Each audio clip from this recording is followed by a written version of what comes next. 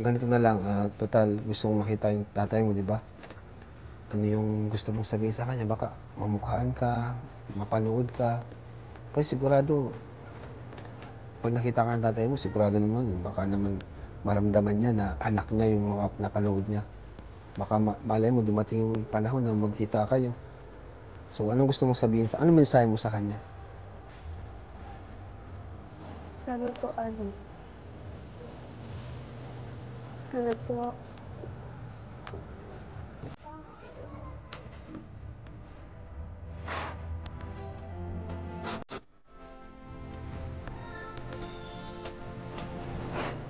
Bakit? Anong gusto mo, anong hindi mo masabi? Gusto mo makita? Hello everyone! Welcome back po muli sa aking YouTube channel at isang mapagpalang araw po sa ating lahat.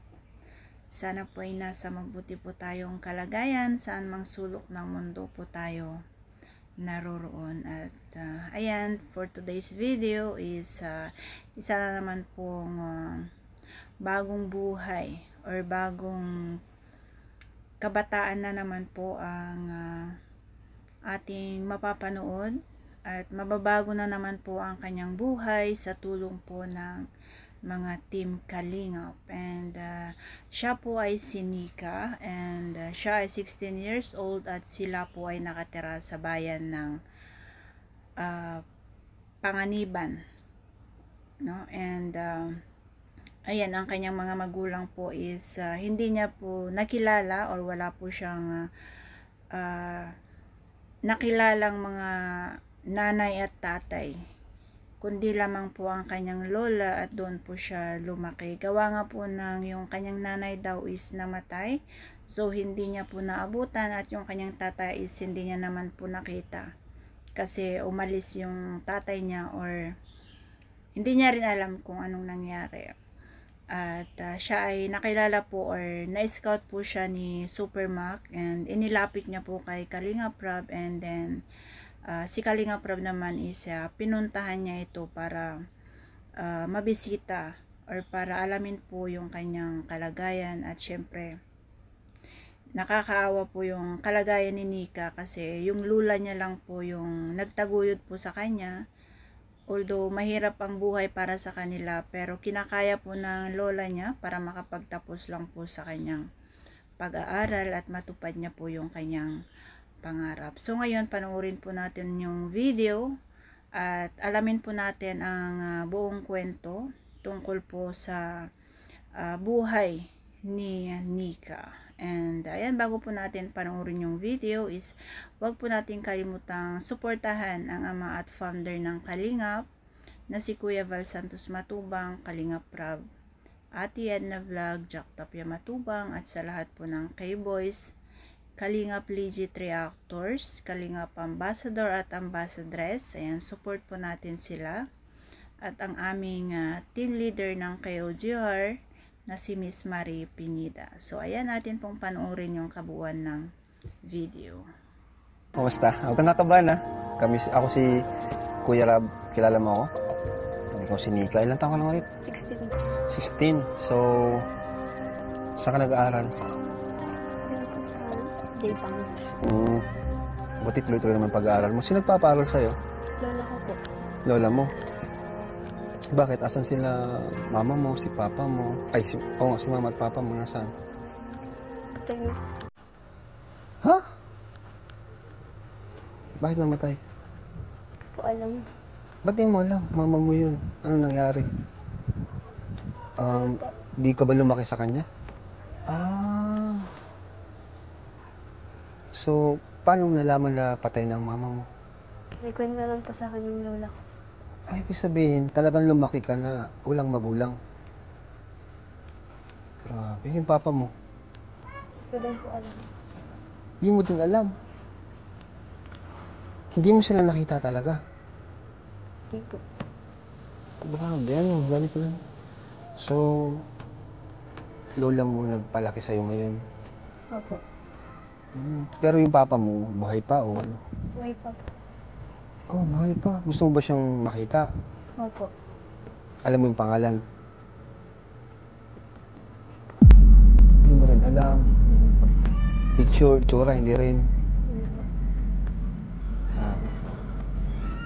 So, kumusta ka naman? Malungkot po. Malungkot. Bakit? Hindi ko po sila nakita. Tapos itong bahay niyo, matagal na kayo dito? Opo.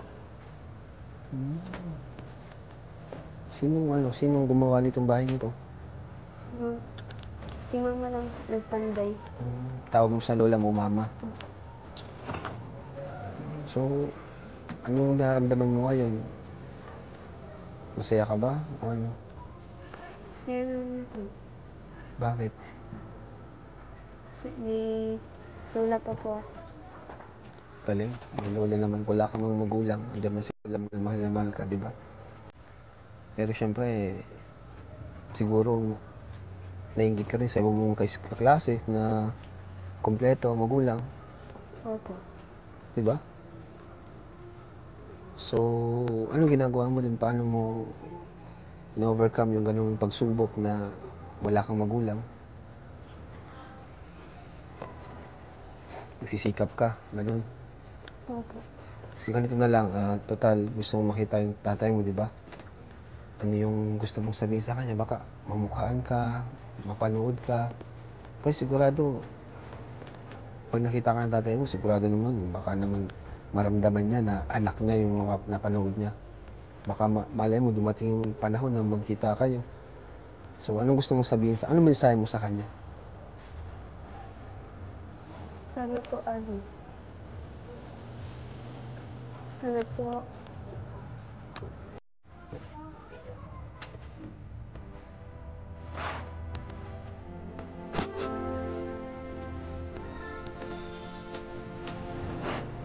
Bakit? Anong gusto mo, anong hindi mo masabi? Gusto mo makita papa mo?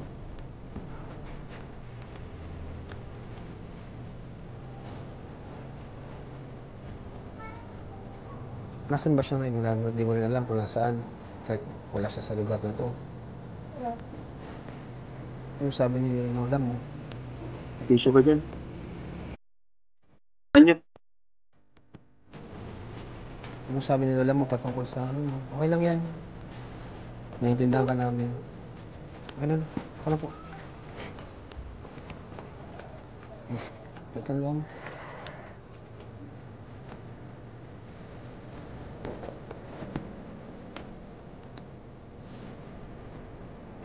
Anong pangarap mo ngayon? Anong goal mo sa buhay? Ano? Nika. Ano yung pangarap mo sa buhay? Kung makapagpag sa pag-aaral, para po may lipat po yung bahay namin. Kasi nagkakabing-dagat po kami. How about sa lola mo na nagpalaki sa'yo? Anong mensahe mo sa kanya? Kasi di rin biro yung pagpapalaki sa'yo. Ano gusto mong sabihin sa lola mo? Salamat po sa lahat. Kahit wala pa akong nandiyan po siya.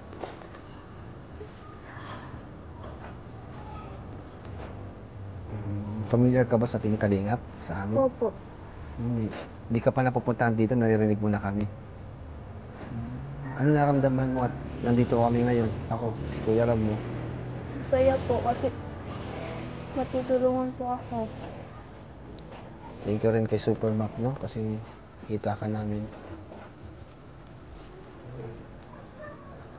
Naintindihan namin yung nararamdaman mo sa pag-iyak mo pa lang. Talagang sabi ka na makita ang tunay mong magulang, lalo ng papa mo, di ba? At yung sa mama mo naman, sino nagkwento sa'yo na wala na siya? Tita ko po, tapos yung lola ko. Di mo ba siya nakita? Hindi po. Grabe, ano? Kawawa naman to si Nika talaga, mga kalingap. Hirap ng ganun. Lumaki ka ng kagaya ng naranasan ni Nika. Di rin po biro talaga yung lumaki ng ganito. Kahit di natin naranasan. Pero kung iisipin natin, talagang mahirap po talaga. So, pakatatag ka lang, Nika. No? Magawa pa rin si Nika. Kaya mo yan. At siguro ito na rin yung kumbaga hindi aksidente nandito kami ngayon. Di ba, plano ni Lord na makilala ka namin para matulungan ka namin. Ano? Opo. Kasi wala ka man magulang. Andito naman kami. Kasi lola mo. Dito ang Team Kalingap. May mga kasama tayo sa ating may mga tinutulungan din kami beneficiary na kagaya mo. Na halos ka-age mo lang din. Diba? Mga Kalingap Angels na may mga kanya-kanya rin pagsubok sa buhay. May kanya-kanyang dinaranas at pangarap. May mga hinaharap na pagsubok. Pero ngayon, sila ay patuloy na lumalaban, patuloy na lumalakad para sa kanilang mga pangarap. Sa tulong siyempre ng Team Kalingap at ng ating tahanan. So gusto mo bang makasama sa tahanan ng Team Kalingap? Opo. Yeah. Welcome ka sa tahanan ng Team Kalingap. Ano? So, kailan ang birthday mo, Nika? October 6 po. October 6, so libra ka rin, no? Paras pala tayo. Libra din ako. October 1 naman ako. Ayan. Basta, yun, ano, unahin yung pag-aaral mo. Siyempre, yan, iwas tayo sa mga, yung mga bisyo. Diba? Ayaw na ng Team Kalingap ng bisyo. Dapat focus sa pag-aaral. And, yun. Grabe, nakakalungkot lang yung nangyari sa'yo. Na di namin lubos akalain na sa lugar na ito, liblib kasi ito no? Kung hindi ka pupuntahan, hindi makikita itong bahay. Meron talaga mga kalingap, no? Kaya importante yung mga scouter natin para hanapin yung mga gaya ni Nika. Paano yung natutustusan yung mga pambaon mo? Sino po nag-ano po siya, nagdadala siya po yung pambaon ko. Talagang luwagan si Lola. Lola, dito po kay Lola. Lola, magandang hapon po. Grabe pala po, no? Ramdam namin yung kalungkutan ni Nika sa kanyang mga sinabi. So, Lola, first of all po, maraming salamat po sa pagpapalaki sa kanya. Hindi niyo po pinabayaan si Nika, no? Kahit wala yung mga magulang niya. Kayo po ba, Lola, may idea po ba kayo kung nasaan yung papa niya para makita po niya? Magkita sila ulit? Pagkakaalam ko po, nung nagpunta po kami nung Quezon, sabi ay nasa Lucena daw po. Tapos, ang gusto daw po, kami pa ang pupunta doon. Ay, sabi, nasa Lucena? sa Pulo. Pero kilala mo naman sa mukha? Kilala ko. Kilala mo naman pala. So, possible pala na magkita sila, ano? Kasi kilala naman pala ni Lola. So, Lola, ano pangalan niyo po? Lilibet. Lola Lilibet, ano po yung pakiramdam niyo, Lola, na napalaki niyo si Nika ng ganito pero may kulang sa kanya? Paano po siya pinapalakas? Siya naman po ay sinasabihan ko din na, maski tayo ay naghihirap, kailangan makatapos ka ng pag-aaral mo. Tiyaga-tiyaga lang. Dahil kita mo naman ako kung ano-ano na din lang ang ginagawa ko para mapagsikapan ko ikaw na makatapos. Kung may mga araw ba na halos wala kang maibigay sa kanya? Ay, talaga, totoo po yan na pag minsan sasabihin naman po niya sa akin na maglalakad na lang ako, mama, magkukuha na lang ako, baon ako ng kanin. Baon daw siya ng kanin. Deserve talaga, mga kalingap ni Nika, ang pagkalinga natin. Tapos, pag minsan po naman, mabibigyan ko naman po siya ng halagang 50 pesos. Yun. Sabi niya, Mama, doon ako pinakain ng nanay nung ka-eskwela ko. Kaya sabi ko na... Ka-eskwela na niya, tumutulong sa kanya? May tumutulong din po sa kanyang nanay. Yung nga daw po, nagtatrabaho daw po dyan sa DBP sa munisipyo. Opo. Sabi ko kung ano man ang trabaho sa kanila, tulungan mo na lang. Tinutulungan din po siya ng mga ka-eskwela niya. Kumusta naman po yung sa pag-aaral po ni Nika? Talaga masipag naman po mag-aaral? Masipag naman po siya mag-aaral. May pangarap, no? Yun naman po sinasabi ko sa kanya, magsikap kanin at tayo lang, sa kasi tiyo mo yun lang, tayong tatlo. Tapos ito na nga po sila, may mga anak din po akong nakapisan dito, tsaka may nag-aaral din. May nag-aaral din po.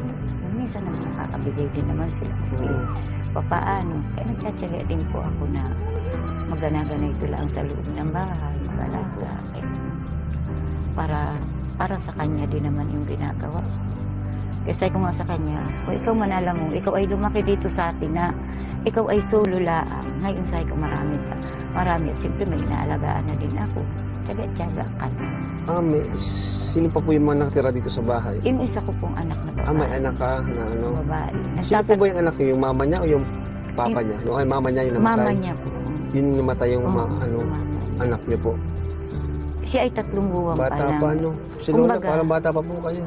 Ilan taon na po kayo? 61 na ako. Ibig sabihin, Lola, kahit sa pagkain, sa baon, kulang pa rin talaga. Talaga pong ako'y awa din diyan sa batang iyan. May sipag naman mag-aral, ano po. So, dahil nabanggit niyo po, Lola, andito po kami, Team Kalingap, si Kuya Rab, si Kuya Bal, at ang Team Hagibis. Nay, kilala niyo po kami? Kaya naman po, at anong kinikwento din niya sa akin dahil wala naman. Kinikwento niya na pangarap niya din. Pangarap mo din bang mapuntahan talaga noon?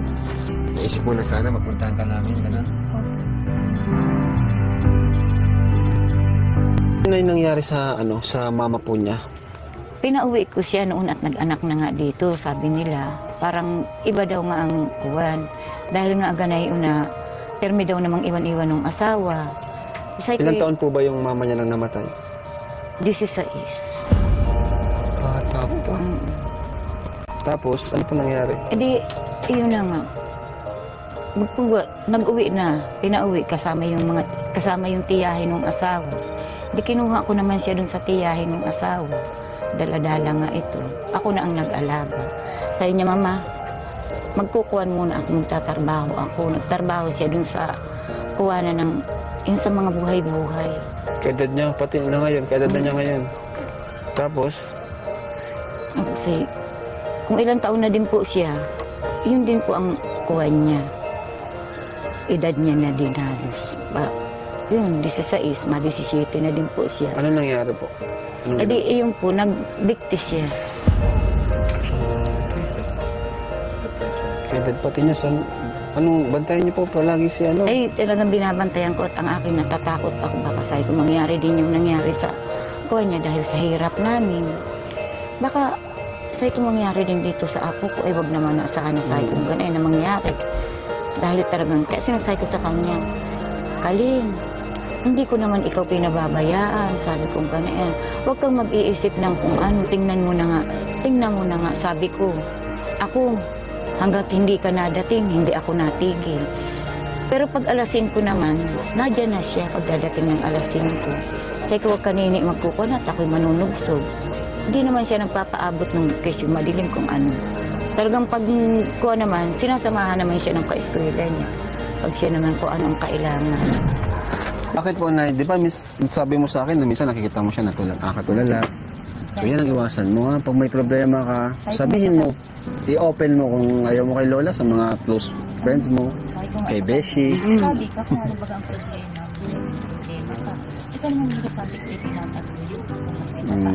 Ako walang-wala. Ngayon, Nay, alam mo, makakatulong sa kanila yung samahan ng mga Kalingap Angels. Maganda yun kasi sila nag-o-open sila eh. Mayroon siya ng mga bagong kaibigan na makakausap. Welcome ko na siya sa tahanan. May biyaya po kaming inihatid po para sa kanya na makakatulong po sa kanyang pag-aaral at sa mga kailangan po niyo dito. So, kaya ka man magano ka? Appear. Yun pala talaga. So, ito, mula sa Team Kalingap. 1, 2, 3, 4, 5, 6, 7, 8,000 pesos. Naguluwa si nanay. Oh. Bakit po, Lola? Malaking tulong po. Malaking tulong po yan. Makakakuha na din po siya ng cellphone. Bilang po siya ng... Si ano? Maraming salamat sa inyo. At Cellphone, wala siyang cellphone? Kailangan sa pag-aaral yun, di ba ngayon? Mga online class. Nakikihiram lang po siya sa mga ka-eskwela niya. Marami, nakakalingan. O sa mga tiyari, Talagang nakikihiram naman, siya. buti na lang nakapunta tayo dito, Beshi. Maraming salamat. Maraming salamat talaga sa inakot ko. Huwag ka nang umiyak, uminom ka muna. Ano ba? Pinapatawa ka lang. Wala mo, effective. Tumawa siya. Maalat. Sana naman maalala siya ng tatay niya kung siya ay mapapanood. Kaya nga. Ano pangalan po? Elino. Ha? Elino. Elino? Di ba pangalan mo dati yun? Oo. Ilan na? Pero ano na nga, Elino ano? Ha? Elino O yan, Ponce. Sir Elino Ponce. Andito po kami. Willing po kaming makipag-usap, makipag-coordinate para magkita po kayo ni Nika. Oh. Talagang sabik na sabik. Tuwa tayo na. Okay, sir. Anong pangalan? Elino. Sir, okay, sir Elino. Lalaki na. Pumunta ka rito para mamit kita. Saka ano bro, siyempre may anak ka, dapat anuhin mo. Tawag yan, response, ano yun? Ano sabi mo, Nay? Walang-wala talaga sa simula. Simula wala talaga. Talagang hindi man Dapat lang. responsibilidad mo yan pag may anak Tapos ka. ang ibig niya pang sabihin, kami pa ang pupunta sa kanya. Ay, Isa ano kami ba? lang ang namang maglula, sabi ko. Makakapunta pa ba? Tinan nyo na nga Kung totoo pangbaon nga, wala, no? Pamasahe pa kaya. Kung tutuusin, sabi ko, kayang-kaya naman niya dahil may hanap buhay siya, lalaki pati siya. May Kung asawa ayaw- na, may pamilya na po siya, ba? Meron daw. Yun lang. Kaya naman pala. Kaya sabi ko, ang kuwang ko din sa kanya, kung ayaw niya naman, sabi ko, basta naalala siya ng anak niya, kinto naman niya, Elino Ponce. Ay di, iyon, kung Mapapanood na maalala po ito, niya. Nay. Hayaan na po natin. Nasa desisyon na po niya kung gusto niyang makipag-meet. No? Pero ngayon, Nika, ano yung gusto mong sabihin sa natanggap mo ngayong biyaya na hindi mo inaasahan? Maraming salamat po kasi meron na po akong pambaon. And makakabayad na po ako sa school, sa mga bayarin ko po. Yung pambiling gamot. Gamot? Gamit? Gamot po. Sino may gamot niya?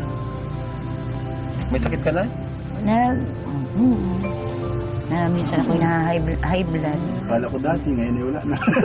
Hindi, dyan lang. Kasi Bro, palibasa minsan ay may nararamdaman na din. Maedad na. Kasi kutsaga lang tayo nina. Siguro pag ikaw na may nakatapos na, kiginhawa na tayo. Yun. Hindi mo ako pababayaan. Dahil tayo na lang hindi ko kay magulang. Lola talaga. Siya na yung yung magulang niyan talaga. Mga lola talaga, mga damit. Oo. Mga lola. Yung mga lolo, hindi ko lang. Yung magiging lolo din. And syempre, thank you rin kay Supermac. Ano? Supermac. Lubos kami nagpapasalamat talaga sa kanya. Ayan ay, anong gusto sabihin Lola kay Supermac oh?